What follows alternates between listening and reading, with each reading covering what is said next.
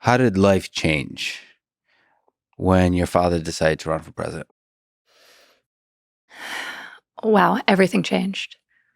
You know, almost overnight, we learned that he was planning to announce his candidacy 2 weeks before he actually did.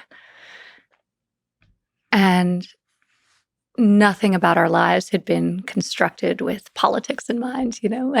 Most often when people are exposed to politics at that level, that sort of national level, there's first like city council run, and then maybe a state level run, and maybe Congress, senator, ultimately the presidency. So it was unheard of for him never to have run a campaign and then run for president and win. So it was an extraordinary experience. There was so much intensity and so much scrutiny and so much noise. So that took, for sure, like a moment to acclimate to. I'm not sure I ever fully acclimated, but it definitely was a super unusual experience.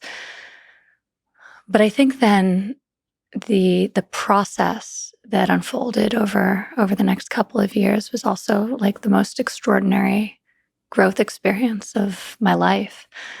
Suddenly I was going into communities that I probably never would have been to. And I was talking with people who in 30 seconds would reveal to me their deepest insecurity, their gravest fear, their wildest ambitions, all of it, with the hope that in telling me that story, it would get back to a potential future president of the United States and have impacts for their family, for their community. So the level of candor and vulnerability people have with you is unlike anything I've ever experienced.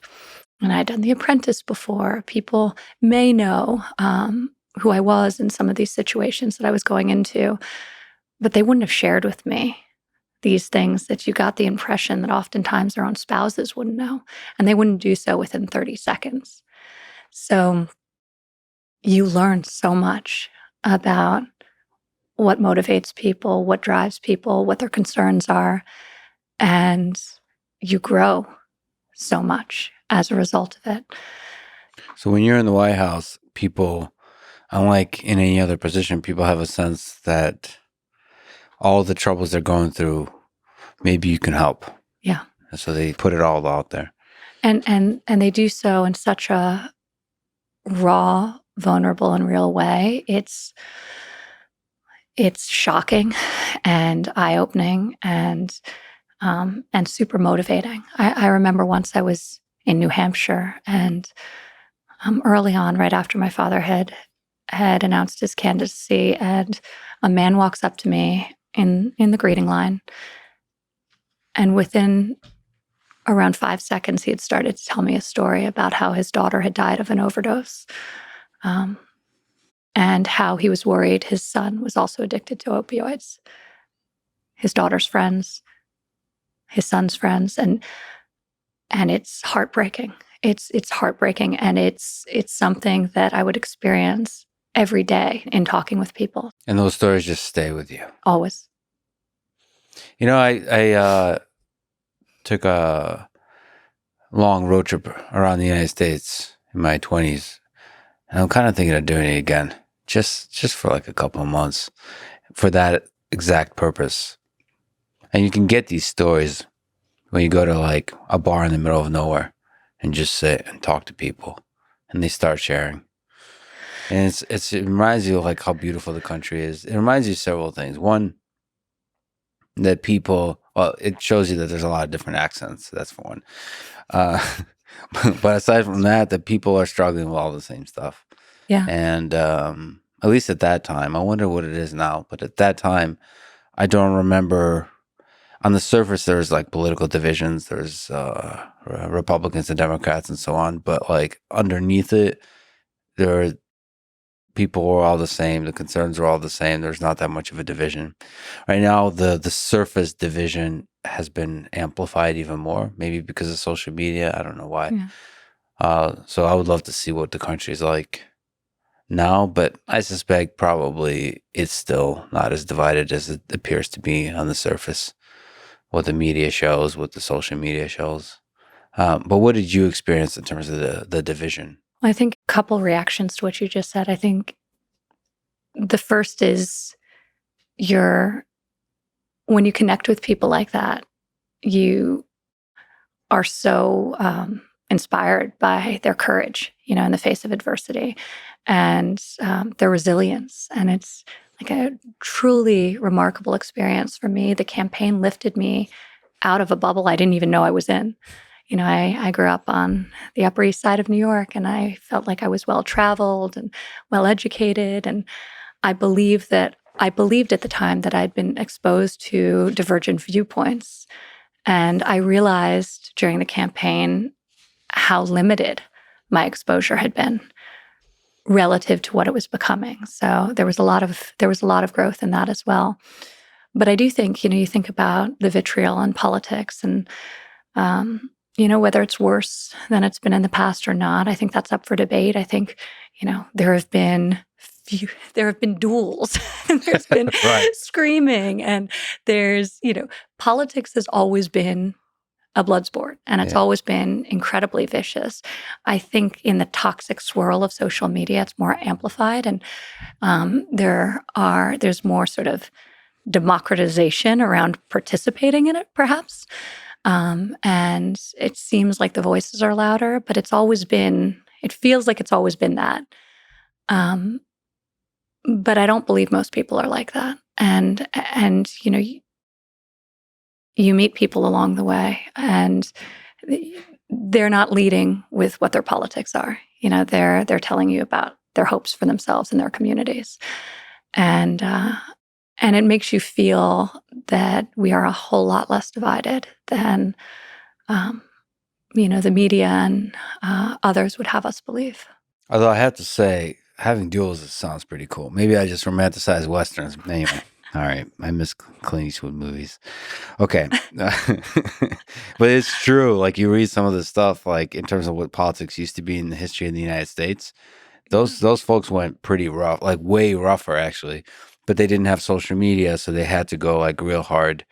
And the media was rough too. So all, like, the fake news, all of that's not recent. it's been nonstop.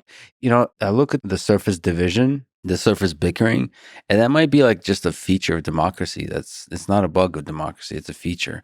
We're in a constant conflict, and it's the way we try to figure out the right way forward.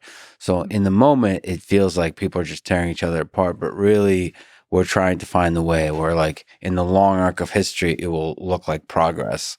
But in the short term, it just sounds like people making stories up about each other and calling each other names and all this kind of stuff. But there's a purpose to it. I mean, that's what freedom looks like, I guess, is what I'm trying to say, and it's better than the alternative.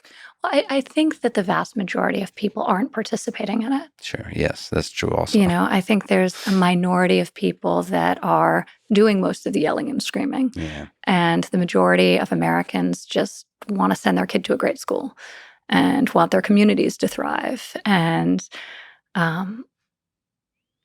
want to be able to realize their dreams and aspirations. So I saw a lot more of that than it would feel obvious if you looked at, like, a Twitter feed. Mm-hmm.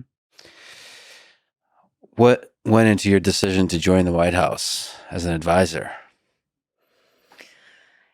The campaign, I never thought about joining. It was kind of like, get to the end of it. And when it started, I was like, everything in my life was almost firing on all cylinders. I had 2 young kids at home. During the course of the campaign, I ended up, I was pregnant with my third. So this young family, my businesses, real estate and fashion, and working alongside my brothers, running the Trump Hotel collection. And we had my life was full and busy. And so there was a big part of me that was just wanted to get through, just get through it, without really thinking forward to what the implications were for me. But when my father won, he asked Jared and I to join him. And in asking that question, keep in mind he was a total outsider. So there was no bench of people as he would have today. He had never spent the night in Washington, D.C. before staying in the White House. And so when he asked us to join him, he trusted us. He trusted in our ability to execute. And there wasn't a part of me that could imagine the 70 or 80-year-old version of myself looking back and having been okay with having said no and going back to my life as I knew it before. I mean, in retrospect, I realized there is no life as you know it before, but just the idea of not saying yes, wherever that would lead me, and so I dove in. I was also, during the course of the campaign, I was just much more sensitive to the problems and experiences of Americans. I gave you an example before of the father in New Hampshire, but even just in my consumption of information, I had a business that was predominantly young women, many of which were thinking about having a kid, had just had a child, were planning on that life event. And I knew what they needed to be able to show up every day and realize this dream for themselves, and the support structures they would need to have in place. And I remember reading this article at the time in one of the major newspapers of a woman. She had a very solid job working at one of the blue chip accounting firms, and the recession came. She lost her job around the same time as her partner left her, and over a matter of months, she lost her home. So she wound up with her 2 young kids after bouncing around between neighbors, living in their car. She gets a call back from one of the many interviews she had done for a second interview where she was all but guaranteed the job should that go well. And she had arranged childcare for her 2 young children with a neighbor in her old apartment block. And the morning of the interview, she shows up and the neighbor doesn't answer the doorbell. And she stands there 5-10 minutes, doesn't answer. So she has a choice. Does she go to the interview with her children, or does she try to cancel? She gets in her car, drives to the interview, leaves her 2 children in the backseat of the car with the window cracked, goes into the interview and gets pulled out of the interview by police because somebody had called the cops after seeing her children in the backseat of the car. She gets thrown in jail. Her kids get taken from her. And she spends years fighting to regain custody. And I think about, that's an extreme example, but I think about something like that and I say, if I was the mother and we were homeless, would I have gone to that interview? And I probably would have. And that is not an acceptable situation. So you hear stories like that, and then you get asked, will you come with me? And it's really hard to say no. I spent 4 years in Washington. I feel like I left it all in the field. I feel really good about it. And I feel really privileged to have been able to do what I did. A chance to help many people. Saying no means you're kind of turning away from those people. So you felt like that to me. Yeah, but then it's the turmoil of politics that you're getting into, and it really is a leap into the abyss.